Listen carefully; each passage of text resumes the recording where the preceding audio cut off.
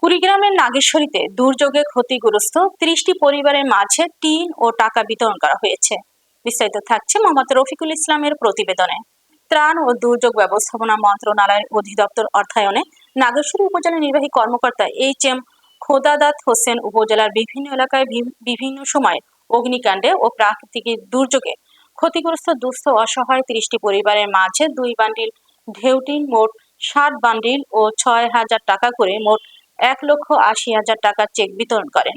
এ সময় উপস্থিত ছিলেন নাগেশ্বরী উপজেলা বিএনপির আহ্বায়ক সহকারী অধ্যাপক গোলাম রসুল রাজা, পৌর বিএনপির সদস্য সচিব আজিজুল হক, জামায়াতের নেতৃবৃন্দ, প্রেস ক্লাব নাগেশ্বরী সভাপতি রফিকুল ইসলাম ও উপজেলা ত্রাণ ও দুর্যোগ কর্মকর্তা মোখাক্ষেরুল ইসলাম ও স্থানীয় সাংবাদিক, স্থানীয় গণ্যমান্য ব্যক্তিবর্গ।